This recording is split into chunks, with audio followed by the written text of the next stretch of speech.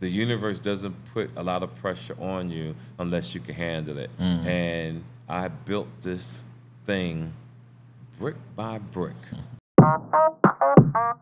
Hey, here we are again, man. Another edition of Sit Down at Uptown. You know, the Sit Down at Uptown, man, we chop it up with all our comedians who come rock the house.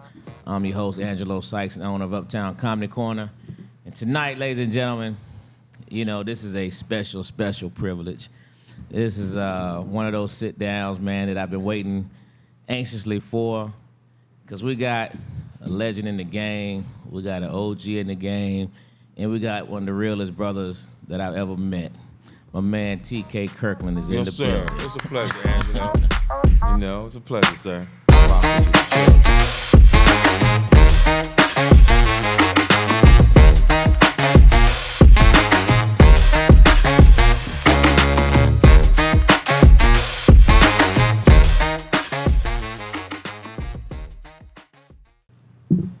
So, TK, man, is here at Uptown this weekend, man, doing what TK does. Yes, sir. Yes, sir. You yes, know, sir. rocking at Uptown Comedy Corner, man.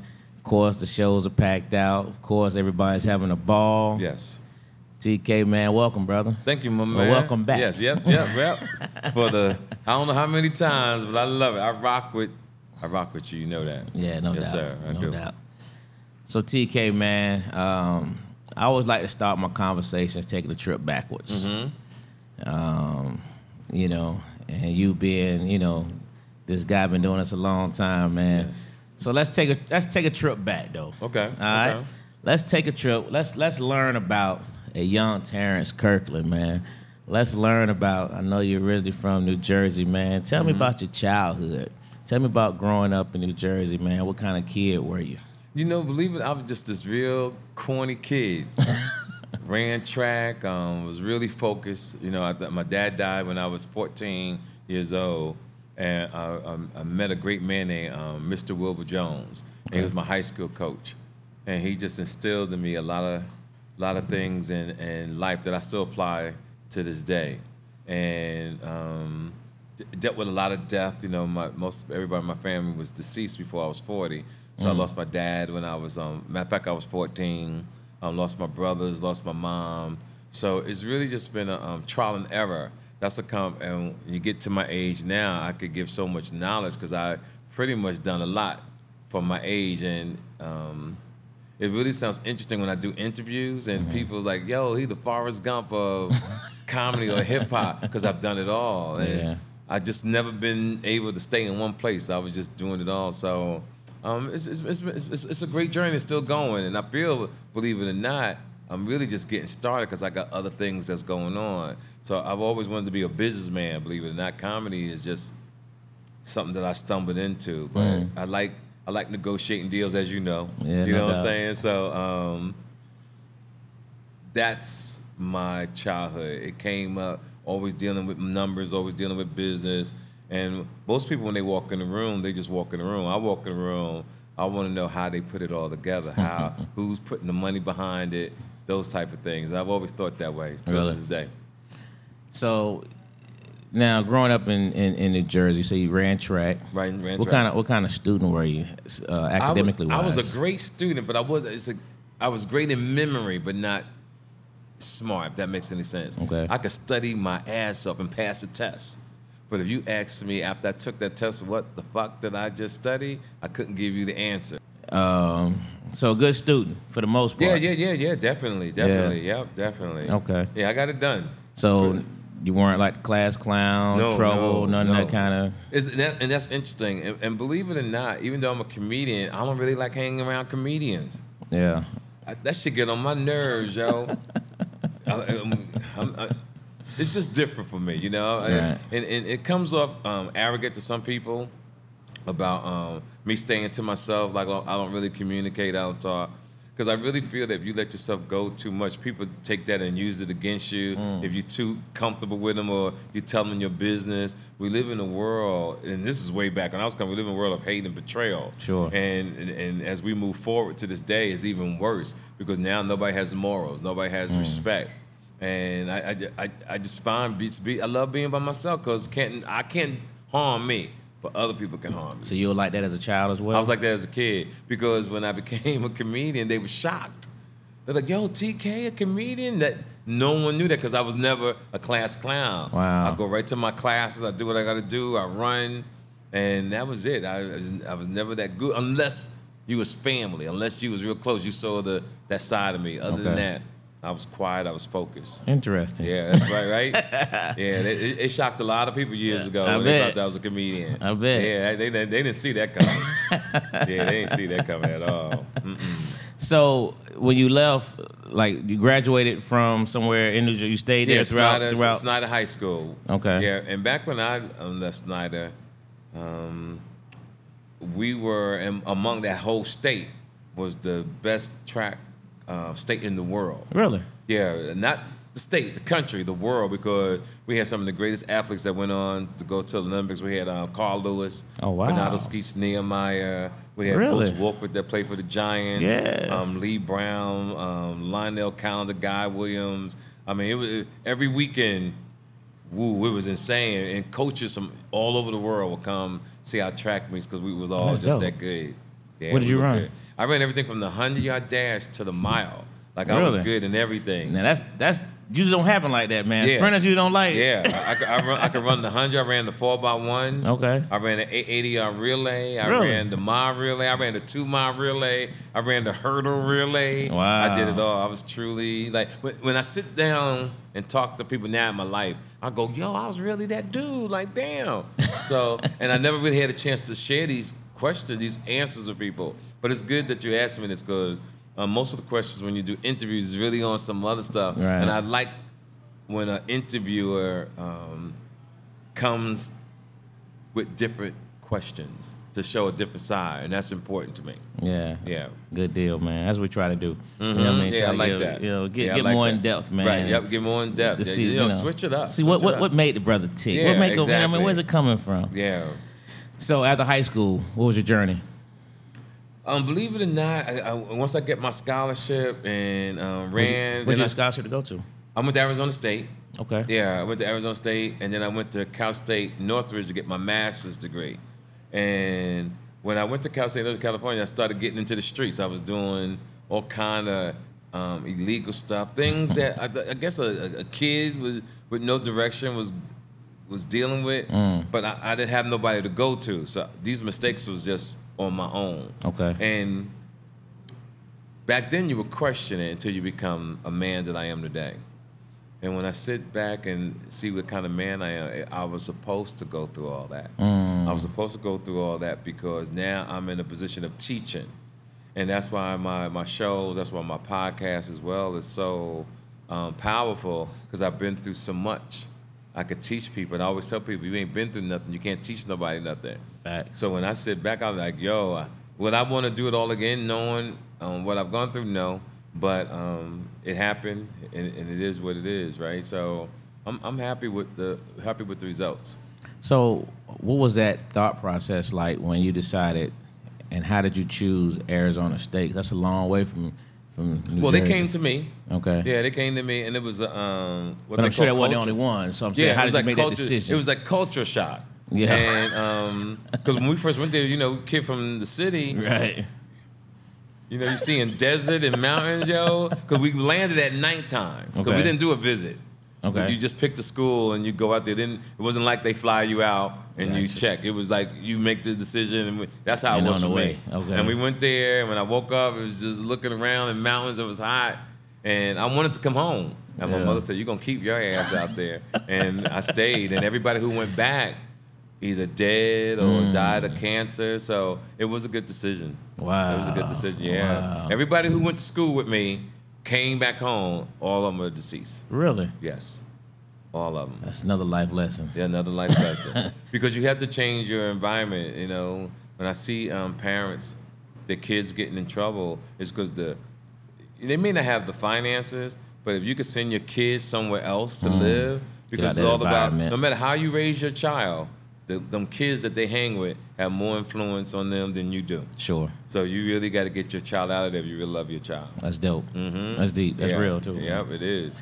So you study what, Arizona State? Believe it or not, I was a pathologist. Is that right? I was in the pathology, pathology and speech communications. I can see that. Yeah, that's what I was in, and did very well at it. I'm sure. Yeah, and I don't know if I was going to get into public relations or something. I forgot what I was trying to do, but I was trying to find myself, you know. And then the rest is history. But I always turn a negative into a positive. And during those days, and I was out one night, and I ran into Keenan Ivory Wayans, and that's how my life changed into comedy, because I was still finding myself, and me, Eddie Murphy, Charlie Murphy, the whole crew, it was a lot of us, we was hanging out, and being an unthoughtful kid, I did some things I wasn't supposed to do. Okay. Messed up my relationship at that time with Eddie Murphy and his brother, but it was an experience I had to go through, because if I didn't go through that, I wouldn't have been a stand-up comedian. Something about that situation made me want to do stand-up comedy, and this is where I am. Oh, so that situation came before comedy? Yeah, I wasn't even doing stand-up comedy. I thought it was during that happened in like 82, 83, and I became a stand-up comedy maybe 3 years later. Gotcha. I was in college when I met them. Okay. Yeah, okay. And Eddie was doing Beverly Hills Cop. Okay. And he took me on the set and everything. And then as I became a man, I realized what I had did as a youngster was embarrassing, because you don't look at it that way. You know, someone lets you in their home, they treating you good, and you do that. Like every chance I get, I always think about how that was horrible, and I hate that's part of my history. But I embrace it. It is what it is. I accept it as a man, and that's what you have to do, and that's what makes me who I am. Gotcha. And this is during your undergraduate or your master or your This is when I was getting my undergrad. Still undergrad. Yeah, sure was. So did you run track the whole 4 years? Yeah, sure did. Yeah, okay. it was good. That was a great experience, I'm sure. Yeah, great experience. Yeah. So lived a good life, and when I was getting my master's, I lived on Parthenia. So I had a beautiful semi-mansion, but 3 doors down was a man named Richard Pryor. Get out of here. Richard Pryor lived on Parthenia Avenue. If you get a chance, everybody Google it. He lived on Parthenia. But I wasn't a comedian, so I didn't care. Okay. All I wanted to know was, me being a hustler, I used to always think, man, I wish I could have saw Richard Pryor running down the street on fire, so I could say, yo, give me a few thousand, I'll put you out. It used to be one of them things I used to have in my head. You know, that's what I was hoping. I said, man, if I was out in the streets one day, and the area we live in is gorgeous.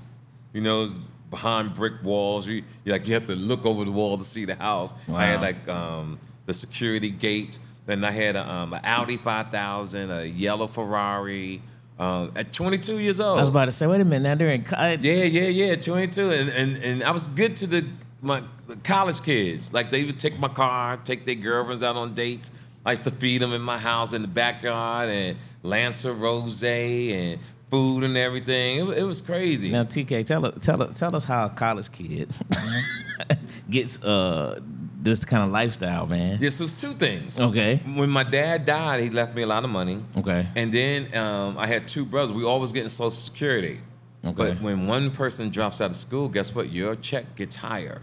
When the second person drops out of school, they don't go to college, your check gets higher. So I was in school, not only on a track scholarship, I was getting like almost $2,000, $3,000 a month from my father from Social Security. Wow. So I was killing the game. You was killing the game. I was killing the game. Especially 3,000 went a lot in the 70s. Went a long way in the 70s. I was killing them out there, yo, with that. But no one knew my business, so I just rolled. Had all the women, always had the women. Yeah. Yeah. Even in high school, my coach used to always say, what do you be telling these girls? You know, like he couldn't believe that women will always flock to me.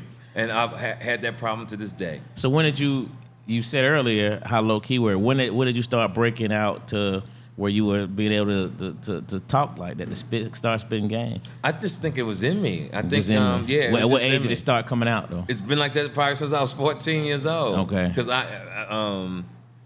the kids today call it macking. Yeah. Back in my day, we call it seducing. So a lot of people don't know conversation. And back in the days, always I had the gift of gab. But I used to take it as an insult. And then as I got older, I realized it wasn't that I had the gift of gab. I knew how to speak. And most men don't know how to talk. Most men don't know how to express themselves to people. And that's the ability that I had on everybody. Gotcha. I was able to talk. Gotcha. Yeah. with a little smoothness at the same time. With a little smoothness at the same time. So you said you were a hustler. What did that hustler, was that just natural? Was it around I think how you grew up? Yeah, rolling up in Harlem. I rode with hustlers, Okay. And those was my OGs. Okay. And it was getting mad money, and I rode with everybody from the real Junior Mafia out of Philadelphia. James Smooth, we call him Smooth. James Cole. Guys who I was hanging with who was getting mad money, and I watched them and studied them and just watch them. Eric Von Zip out of Harlem, they was just real smooth how they took care of women, champagne and mink coats, crocodile shoes. This is how I came up, you know what I mean? Okay. Throwing the baddest parties, and the women from Brooklyn and New York would come in, leather pants, bags to match. It's a scene that's unreal, Yeah. And it was fabulous. I took all that, made it in my own. Gotcha. So as I go through life, I already know how to treat women. I know how to talk. It gets some men insecure, make them jealous because they not built like me. And so I have to deal with the consequences of that. Gotcha. So this comedy thing, when did that strike you? The comedy thing struck me after my little situation with Charlie Murphy and his brother. Okay. And I was just good from day one. See, I put the work in. I remember studying comedy for like about a month. But what led you to comedy in the first place? Because of Eddie Murphy. Okay. Yeah, I being around him, you mean? Just being around him. I Okay. admired his lifestyle. Okay, You know what I okay, mean? okay, Like he was. okay. I mean, I admired his lifestyle, but what people didn't know that, or probably still don't know, me and Eddie Murphy were born on the same day and year. Well. Yeah, he's born April 3rd, 1961. I'm born April 3rd, 1961. Wow. What the difference between me and Eddie is, I always tell people I'm a year older. And the reason why I tell people that I'm a year older, because no one in my family lived as long as I did. So I always say I'm a year older, so I never lie to myself. I have to make sure that I make that following year to get that age. So that's something that I always do. It's just a Wow. mental thing. Gotcha. Yeah. Gotcha. So what was your first time on stage? Where were you? Believe it or not, a businessman again. I threw my own first comedy show. I sure did. Wow. I put my own shit together. Really? Sure did. At Carlos and Charlie's, and invited everybody. But it taught me a valuable lesson because it was packed. But it was packed. I promoted it really well. I'm talking about packed, sold out. But my guest list was probably 300 something people. Now let me explain to you what that means. Now there's 300 something people. Not thinking that you got to pay for the building. Right. Now, understand you got to pay for the staff. Right. So the money that they made with liquor and some of the people who did pay, well, that went to pay for the building All the and expenses. everything else. I'm not knowing this, right? So it's a valuable lesson what I'm about to tell you. So at the end of the night, I made $2. Really? That was my profit. Wow. After all bills was paid. So there was a gentleman named David Jones who was Eddie Murphy's best friend. His name was David Jones. He helped me start writing comedy. The thing I loved about that man, because that even though me and Eddie had issues at that time, Eddie and Charlie still loved me because they used to tell him, who was their friend, and Charlie told us, yo, we can't tell you who you should be friends with. Me and David was tight, but he was Eddie Murphy's best friend, and he still chose to be my friend. You know what I mean? And that's something very rare. Yeah. So No doubt. we stuck it out. We wrote, helped me write. He helped me promote it. And at the end of the night, a month later, when I made that $2, I gave him $1. I gave $1. That's the rest is history. Yes. How was your set? I mean, how was the actual show? Oh, it was great. Like, that's what I'm saying. I was so talented. Even from day one, there was a gentleman, but then I learned about liars in this business. You get people, sometimes when you think people are white, they're their savior, and you believe everything that they tell you. So it was a white man, very rich guy, Benz, had this beautiful diamond Rolex on, and he said, man, you're so talented, I want you to do this event for me. And it was a birthday party in Beverly Hills. I went to do the birthday party, and after I was done, he gave me a knot full of money, and I didn't look at it. I just put it in my pocket, and I left. I didn't look at the money until I got to my house. When I got there, I pulled the money out. It was $700-800. I said, yep, this is it. And I never that's how I started doing stand-up comedy. Is that right? But he told me he was gonna get me on Saturday Night Live. Okay. Me being gullible, I ran with it, and I started telling people, "Yo, I'm gonna be on Saturday Night Live," not knowing the man was bullshitting me. So it made me look like a liar to people. Because people, once it comes out of your mouth, oh, that nigga say you gonna do say that nigga ain't nothing but a lie. Not knowing that I was gullible, I fell for what this man was telling me. And that's how I've learned to be quiet and keep things to myself as much as I can. Gotcha. You know? Yeah, that was that lesson from that was a valuable lesson at the time. Very valuable lesson. So what was the next move after that $2 profit? I just started doing, then that's when the Comedy Act Theater was getting together. Okay. It was the Comedy Act, Michael Williams. I ran into Michael Williams. He was telling me doing stand-up. Okay. I met Robin Harris. And I was the kid with the street vibe, right? Like you had the people with the, that was conservative, because believe it or not, I used to wear the slacks and the dress shirts and the ties, believe it or not. And I remember Al Heyman, because believe it or not, I always talk about NWA, but in actuality, I was rolling with New Edition first. New Edition was the act that I was rolling with. Okay. And they used to live at this hotel when they used to, that's when MCA Records was out. Okay. And they used to perform up there. And back then, when they got into the studio, MCA would put them in this hotel on Franklin in Hollywood.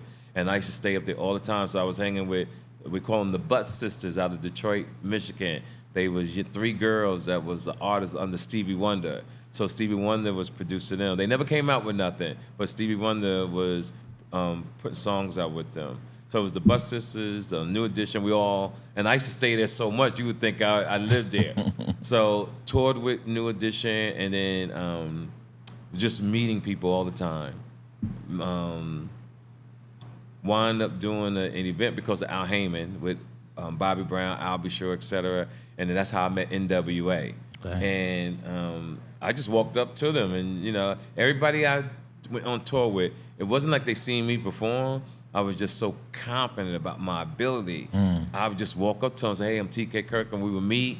They'll come see me perform, and I was so good that I knew once you saw me, you was gonna be a fan. It was never a problem. And that's how I got D.L. Hughley. That's how I got the Mike Epps, the Godfreys. That's how I got mostly all the comedians in the country at that time. And then I wound up having clubs. So I went from promoting my own show to having, it was the Comedy Act Theater, but then I had 6 comedy clubs within that city from Tuesday to Friday. So if you understood comedy back then, you had to be on stage to get your time in. A lot of comedians just work once a week, maybe once a month, but we worked, and I was hard on comedians because I was traveling already. And I used to always be like, yo, you might be funny here, but can you be funny in another state? Right. So they'll come on, I'll talk shit about them, I'll be hard. But the comedians understood it. And when they look at their careers today, they respect what I've done to them.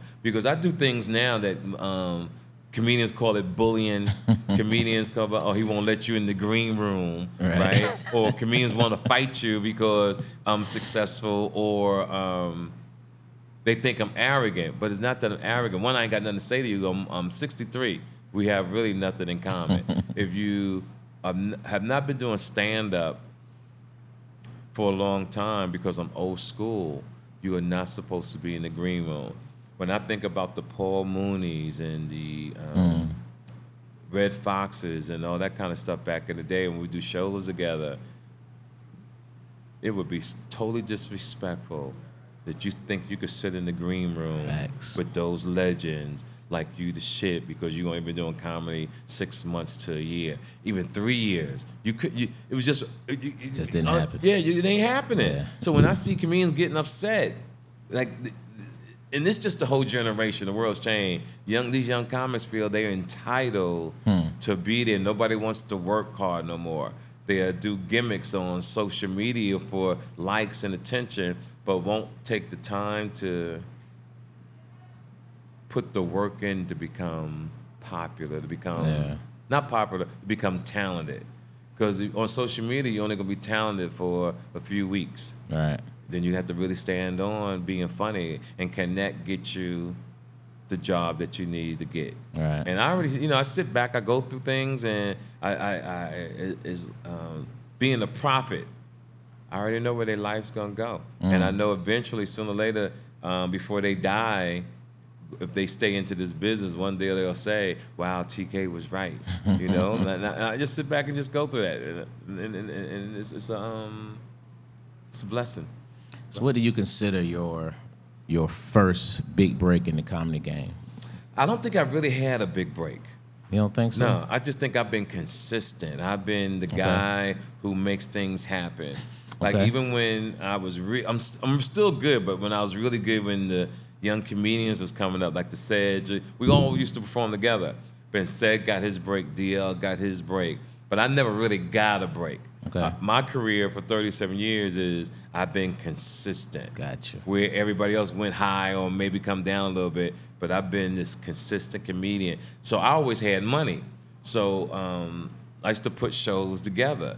I remember putting money up for Cedric the Entertainer. A lot of his shows, he never knew that I was the guy that was financing it. DL, a lot of comedians, I was the guy behind it, with the money. But I always wanted to stay secret because I felt like, because I was so good, I used to intimidate comedians.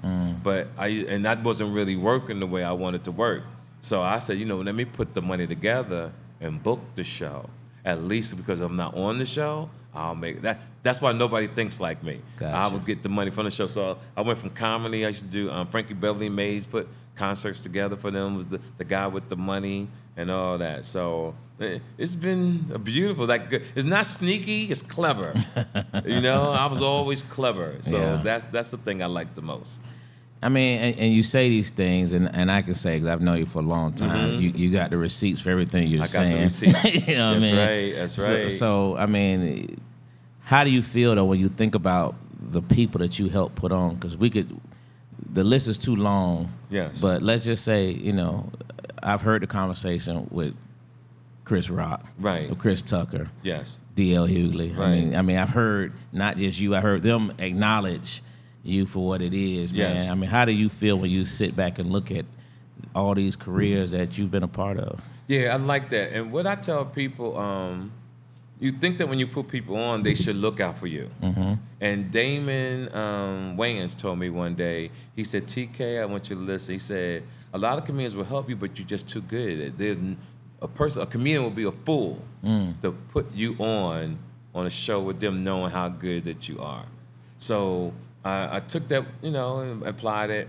But again, I'm a businessman. So most comedians want to do TV and movies. Okay. I've always been blessed to do a few of those things because I was invited to do those movies without audition. But I do business deals. Say, I take my career and put it in business. Like right now, I'm doing a big deal with Snapchat. I'm doing a big thing with Blacktop Street Ball. We revise N1 basketball that we start on September 30th in New York City, where we, for 24 hours, we have all barrels playing basketball games. And then on that Sunday, we have the championship in Times Square, where we shut down the whole city, that we're going to have this basketball game in Times Square. So by the time this comes out, everybody will hear my name on iHeartRadio, TK Kirkland, Wally from N1 Basketball. And my company in Jersey is called Legends. So me, Mark Bullock, and Vic used to play for the Pittsburgh Steelers. Okay. All three of us, we're all from Jersey City. So I got that because of a gentleman who I used to hustle with back in the day. He's deceased, but his son is a fan. And his son, it was like my nephew. So he went away, and all the kids love what I'm talking about, how to keep your life together, get your credit together, etc. And he's like, Unc, you're just amazing. You changed my life. And then one day he called me and said, I want to introduce you to these gentlemen out of Jersey. And we talked, and we negotiated my deal, and the rest is history. And it's not just a multi-million-dollar deal. It can make me a billionaire in 7 years. Wow. So I'm excited about that. Wow. You say you're a businessman. Yeah, I'm a businessman. Yeah, so it's true. I'm a businessman. So do you feel like there's anything that has held you back outside of, people not being intimidated by you? I mean, is there? There's nothing. We talked about this the other day, and what I realized is I've been a solid brother from day one, and that intimidates weak men. It intimidates them if a woman is around because they know that I'm a fly ass nigga. These are just facts. So, so they do certain things, and it taught me a valuable lesson. And what I realized that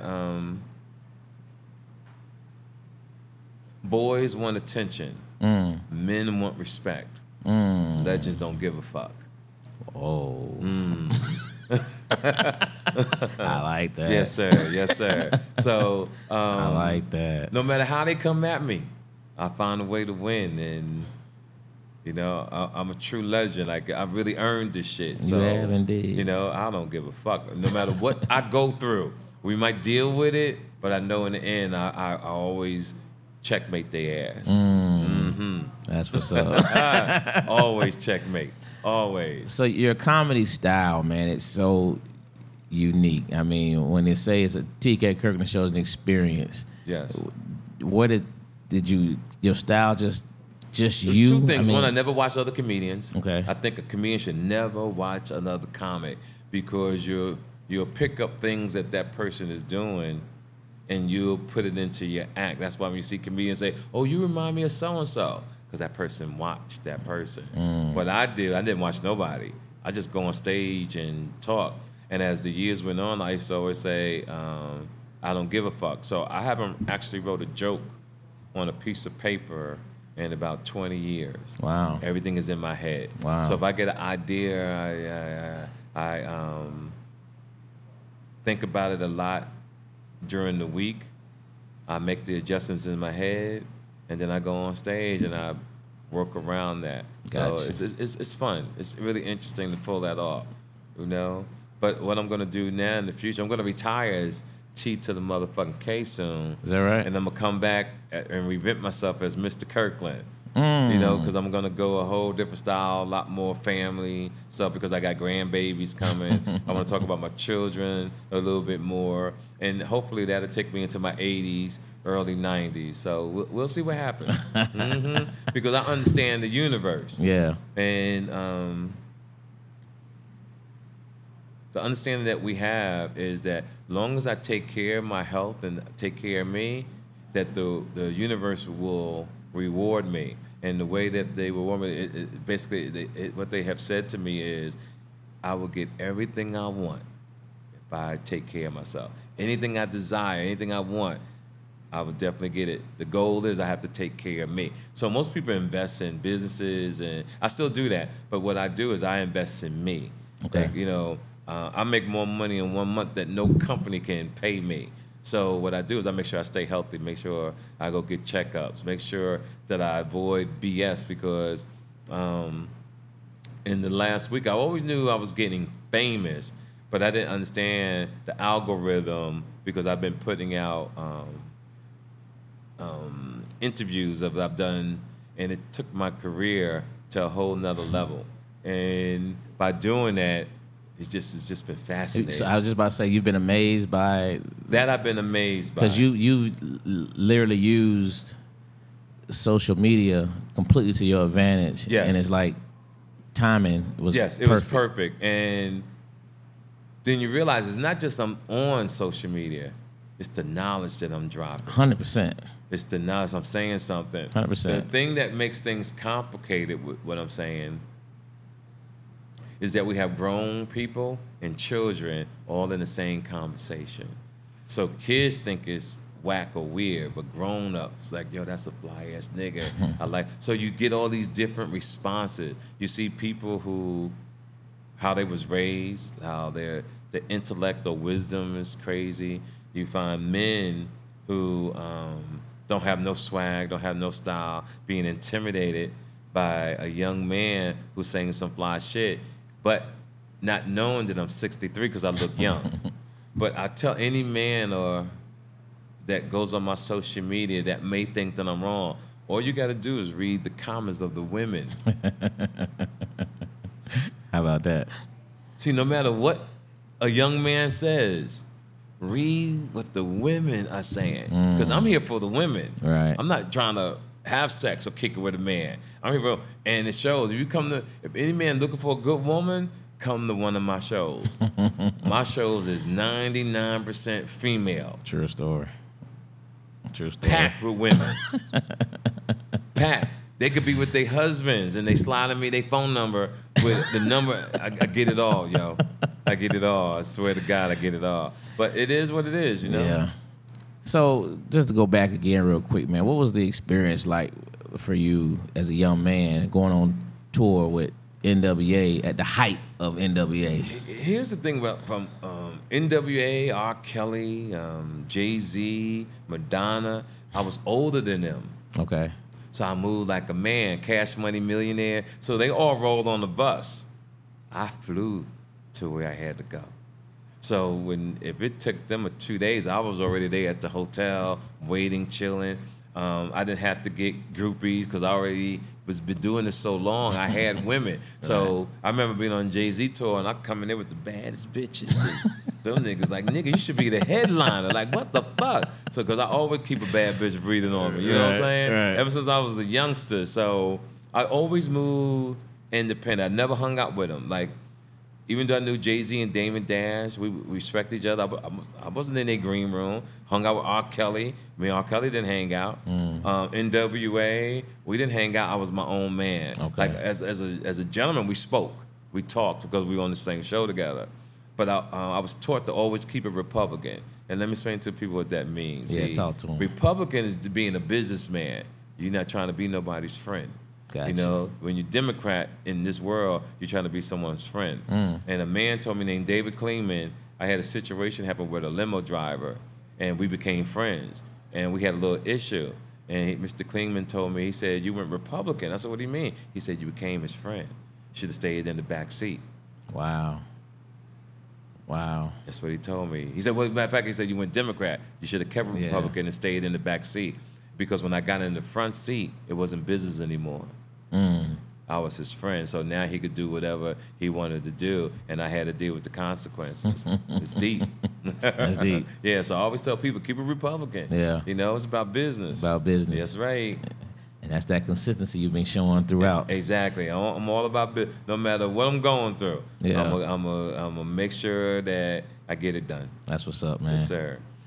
Hey, TK, you know, naturally this has been extraordinary, man. I know you got to go back out here and, Yes, sir. Yes, sir. and rock this stage real quick, man. But I just got to tell you, man, just from me to you, you know, and I usually don't do this on this particular platform, man, but I am appreciative of you.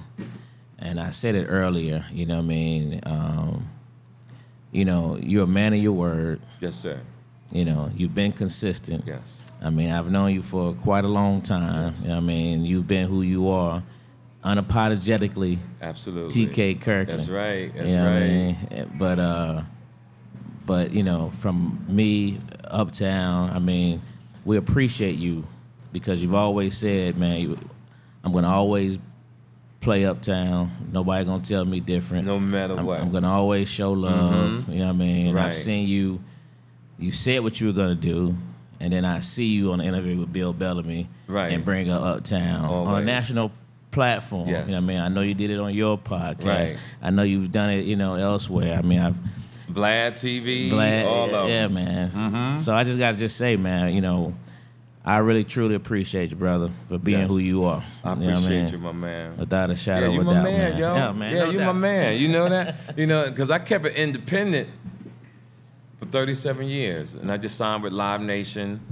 And I never wanted to go in corporate, but I did.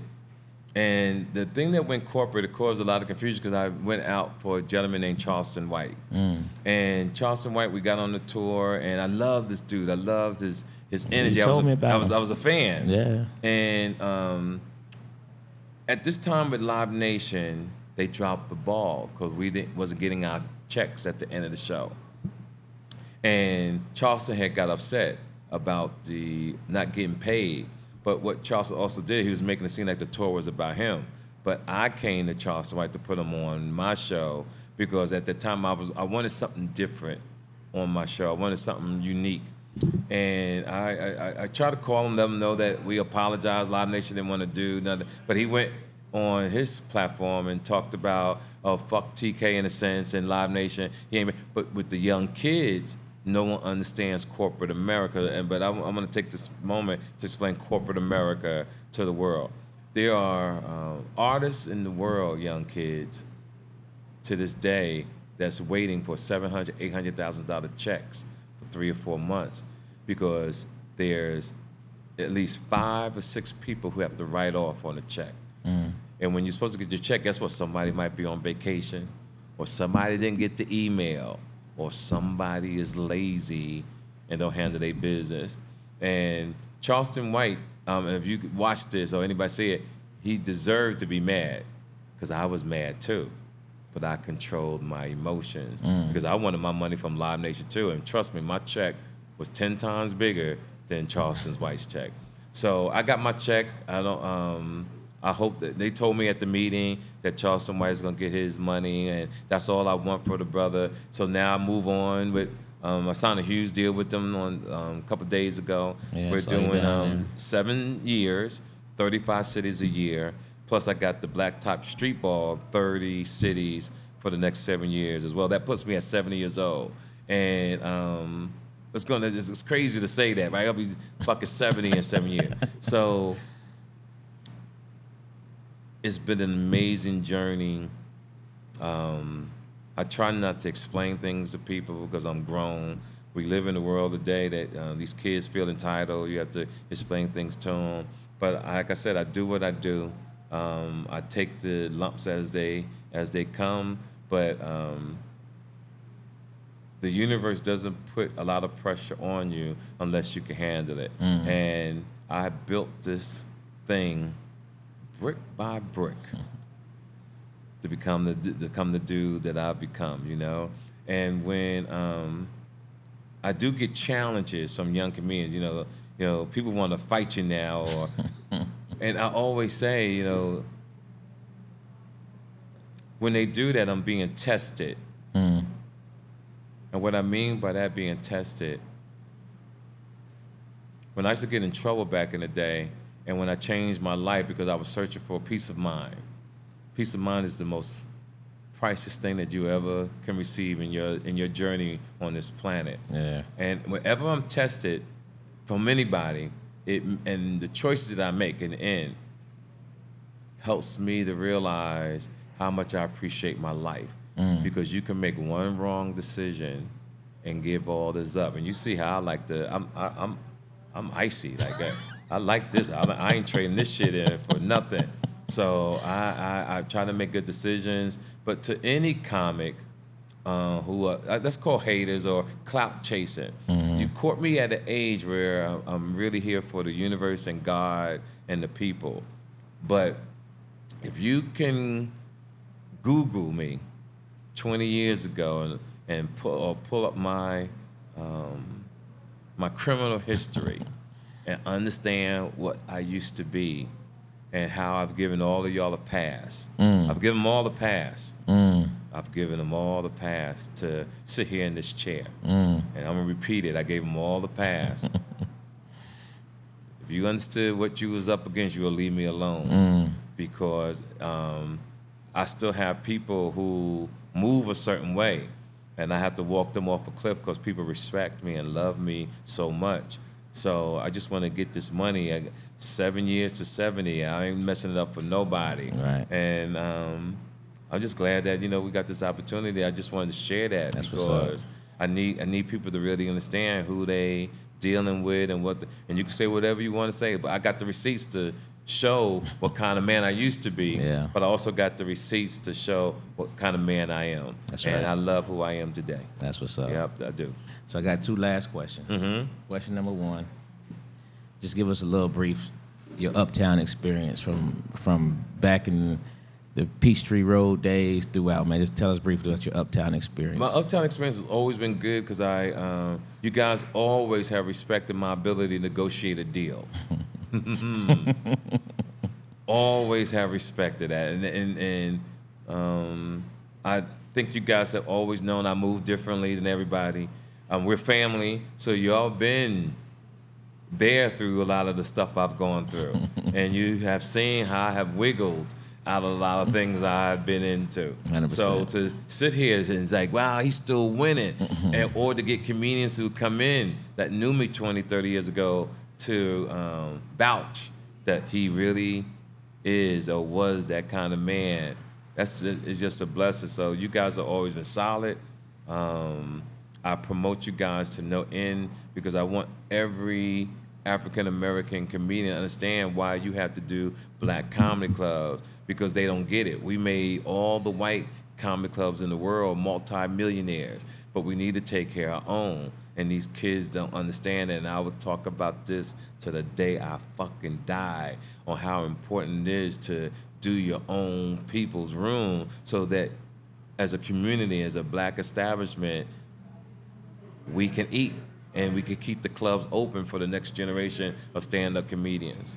That's right. That's real. That's the fact. And that's why I say you the realest, brother. Yes, sir. Yes, sir. That's why we got to go get this money. You got one more question, yeah, you said? I need your top 5. Oh, I don't do that. No. We don't do comedians. Okay. I never do comedians. Okay, go top ahead. 5 comedians. Okay, cool. All right. The top 5 what? Nah, I want to know the top 5 songs you listen to that's in your, I don't know what you listen to, your iPod, whatever it is. What's the top 5 tracks you go to? You're going to love this. That's the Way of the World, Earth, Wind, and Fire. What's Going On by Marvin Gaye. Love it. Yanni. Okay. Barry White. Yeah, I love Barry White. And believe it or not, the remix of Janet Jackson and Heavy D. Okay. The beat in that mug is just so cold that I listen to. I forgot the name of the song, but if you just Google or play, I always say Alexa, play Heavy D and Janet Jackson. The song comes on. The beat in there, and just to hear Heavy D flow back in the day was just insane. Absolutely. That would be my top 5. I That's listen to that all the time. But number 1 is Way of the World, and by Earth, Wind, and Fire, because in 1978, when that came out, I was on the mile relay. And we won, but I was a sophomore, junior. So 77, I was a sophomore. And Tyrone Moore gave me a 20-yard lead. And these boys caught me, yo. Ran me down. I'm handing the stick off to Lee Brown, and then as I turn around, I see another baton coming by. So I had a huge lead. And Lee Brown held off a guy named John Bailey. And John Bailey was state champ the year before. And everybody knew how good he was. But we were just so talented and so determined that Lee Brown took that stick from me and was going. And as they was going around the track, step for step, and we wound up winning that particular race. So I always, to this day, I have probably played that in my head since 1977 over a million times. Because I think about track every day more than anything in my life. I think of track. And then to fast forward, I remember, if anybody understands track and field, I won the Melrose Games in Madison Square Garden. Oh, wow. So I was in Madison Square Garden before I became a stand-up comedian. So I ran track at the Melrose Games and wound up winning the state championship there in 1979. So yeah, that was that's dope. Yeah, that's cold. You know what I'm saying? So I've always been a fly dude since I was 14 years old. So I was always doing it, yo. Yeah, 1979, the Melrose Games. That's what's up. Madison Square Garden. Wow. Hey, ladies and gentlemen, we got some history. We got some depth. We got a whole bunch of just straight OGs type stuff, man, from man TK Kirkland. But that's how he does it, man. T to the K. Yes, sir. Hey, man, it's been a pleasure, my brother. Yes, sir. Real talk, man. This has been the one I've been waiting on, man. My man. For life. Hey, for life, man. Yes, sir. TK Kirkland, sit down at Uptown, and we out.